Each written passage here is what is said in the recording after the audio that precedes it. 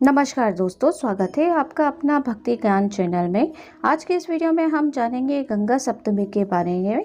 गंगा सप्तमी कब है, इसका शुभ मुहूर्त क्या है, क्या महत्व है, इसके योग क्या बन रहे हैं, हमें क्या उपाय करना चाहिए, माता गंगा की पूजा विधि क्या है, पौराणिक कथा क्या है, बीज मंत्र क्या है, ये सब कुछ जानने वाले हैं आज की इस वीडियो में। तो चलिए बिना देरी किए हुए हम वीडियो को स्टार्ट करते हैं। लेकिन आपको अगर हम हमारे चैनल पर नए हैं तो चैनल को सब्सक्राइब कर लीजिए, बेल आइकन पर भी क्लिक कर लीजिए ताकि इस तरह का वीडियो आने पर सबसे पहला नोटिफिकेशन आपको मिलेगा। और एक यही जरिया है जिसमें कि हम आपसे कनेक्ट हो सकते हैं, आप तक पहुंच सकते हैं। तो मैं आपको बताना चाहूँगी कि हर वर्ष वैशाख माह के शुक्ल पक्ष की सप्तमी तिथि को गंगा सप्तमी मनाई जाती है। इस दिन माँ गंगा की पूजा उपासना की जाती है। शास्त्रों में निहित है कि वैशाख माह के शुक्ल पक्ष की सप्तमी तिथि को मां गंगा का धरती पर अवतरण हुआ था। कालांतर में राजा भगीरथ के पूर्वजों को मोक्ष दिलाने हेतु मां गंगा धरती पर अवतरित हुई थी। धार्मिक मत है कि गंगा सप्तमी तिथि पर गंगा स्नान से जन्म जन्मांतर के पाप सारे नष्ट हो जाते हैं, सारे पाप कट जाते हैं। साथ ही साधक को मां गंगा का आशीर्वाद प्राप्त होता है। तो चलिए जानते हैं गंगा सप्तमी कब है। सनातन पंचांग के अनुसार वैशाख माह के शुक्ल पक्ष की सप्तमी तिथि 14 मई को देर रात 2:50 पर शुरू होगी और अगले दिन यानी 15 मई को सुबह 4:19 पर समाप्त होगी। उदया तिथि मान होने के चलते 14 मई को गंगा सप्तमी मनाई जाएगी। गंगा नदी को मोक्षदायिनी माना गया है। गंगा स्नान से जन्म जन्मांतर के पाप धुल जाते हैं और व्यक्ति मृत्यु के बाद मोक्ष पाता है। हर साल वैशाख महीने के शुक्ल पक्ष की सप्तमी तिथि को ही गंगा सप्तमी के रूप में मनाया जाता है। इस साल गंगा सप्तमी 14 मई 2024 रविवार को है। अगर आप गंगा सप्तमी पर गंगा में स्नान करते हैं तो आपके सारे पाप कट जाते हैं, आपसे हुई गलतियां सारी माफ हो जाती हैं। तो अब हम जानेंगे गंगा सप्तमी की पूजा विधि। गंगा सप्तमी के पावन दिन गंगा नदी में स्नान करना चाहिए। आप घर में रहकर नहाने के पानी में गंगा जल मिलाकर भी स्नान कर सकते हैं। स्नान करते समय माँ गंगा का ध्यान करिए। स्नान के बाद घर के मंदिर में दीप प्रज्वलित करें। सभी देवी देवताओं को गंगा जल से अभिषेक कराइए। माँ गंगा का अधिक से अधिक ध्यान करिए। माँ का ध्यान करते हुए पुष्प अर्पित करिए। इस पावन दिन माँ गंगा को भोग लगाइए। इस बात का ध्यान रखिए कि भगवान को सिर्फ सात्विक चीज़ों का ही भोग लगाया जा सकता है।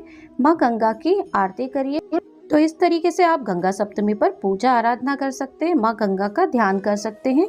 और माँ का बीज मंत्र है जो कि हम वीडियो के अंत में आपको बताएंगे। उस मंत्र का आप जाप करेंगे तो आपके सारे पापों का नाश होगा, सारे पाप से आप कट जाएंगे। अब हम जानने वाले हैं गंगा सप्तमी का पूजा का महत्व। हिंदू धर्म में ग्रंथों में माँ गंगा का विशेष स्थान है। धार्मिक मान्यताओं के अनुसार गंगा पूजन और स्नान करने से समस्त पापों का क्षय होता है और मोक्ष की प्राप्ति होती है। इसी कारण से धर्म ग्रंथों में गंगा नदी को मोक्षदायिनी भी कहा गया है। मान्यता है कि इस दिन गंगा पूजन में ग्रहों का अशुभ प्रभाव कम हो जाता है। गंगा सप्तमी के दिन भगवान विष्णु और भगवान शंकर की भी विधिवत पूजा की जाती है। भगवान शंकर का गंगा जल से अभिषेक करने पर शिव जी और गंगा मैया की कृपा प्राप्त होती है। मान्यता है कि गंगा मैया के पावन जल के छींटे मात्र शरीर पर पड़ने से जन्म जन्मांतर के पाप दूर हो जाते हैं। गंगा पूजन व स्नान करने से सुखों की प्राप्ति होती है। तो आप इस दिन माँ गंगा की उपासना करिए, पूजा ध्यान करिए। माँ को फूलों की माला भी चढ़ाइए। घर में बनी हुई मिठाइयों का भोग आप लगा सकते हैं।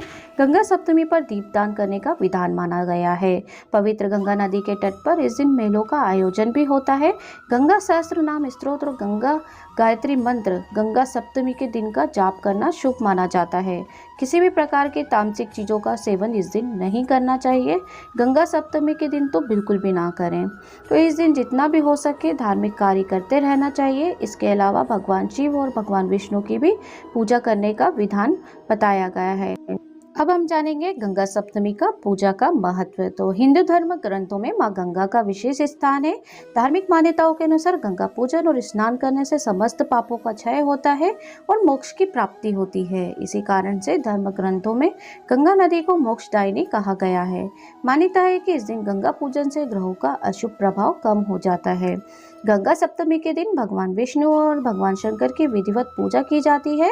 भगवान शंकर का गंगा जल से अभिषेक करने पर शिव जी और गंगा मैया की कृपा प्राप्त होती है। मान्यता है कि गंगा मैया के पावन जल के छींटे मात्र शरीर पर पड़ने से जन्म जन्मांतर के पाप दूर हो जाते हैं। गंगा पूजन व स्नान करने से सुखों की प्राप्ति होती है। तो इस तरीके से हमारे जीवन में गंगा सप्तमी का बहुत ज़्यादा महत्व है।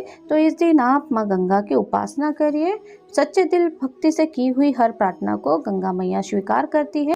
तो दोस्तों, अब हम जानेंगे गंगा सप्तमी की पौराणिक कथा। इसके पीछे क्या कारण है कि माँ गंगा को इस धरती पर अवतरित होना पड़ा, उन्हें यहाँ पर प्राकट्य होना पड़ा।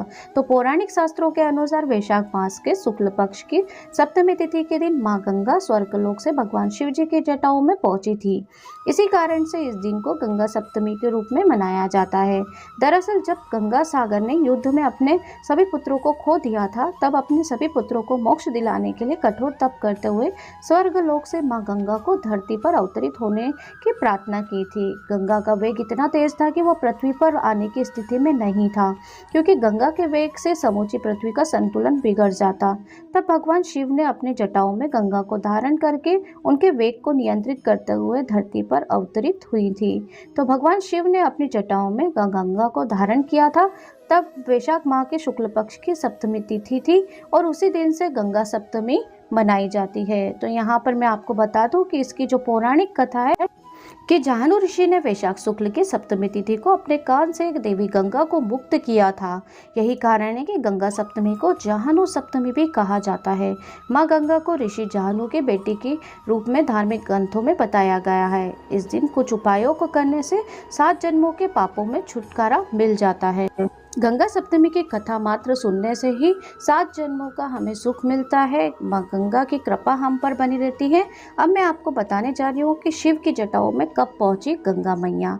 तो हिंदू धर्म ग्रंथों के अनुसार देवी गंगा का प्रभाव इतना तीव्र और शक्तिशाली था कि उसके कारण समूची पृथ्वी का संतुलन बिगड़ सकता था। यही वजह है कि देवी गंगा के वेग को नियंत्रित करने के लिए शिव जी ने उन्हें अपनी जटाओं में स्थान दिया था। गंगा सप्तमी के दिन ही देवी गंगा भोलेनाथ की जटा में समा गई थी।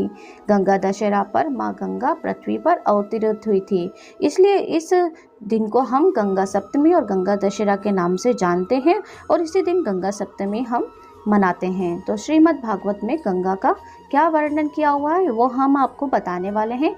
श्रीमद् भागवत महापुराण में गंगा की महिमा बताते हुए शुक्रदेव जी राजा परीक्षित से कहते हैं कि जब शरीर की राख गंगा जल में मिलने से राजा सगर के पुत्रों को मोक्ष मिल गया था, तो गंगा जल के कुछ बूंद पीने और उससे नहाने पर मिलने वाले पुण्य की कल्पना भी नहीं की जा सकती है।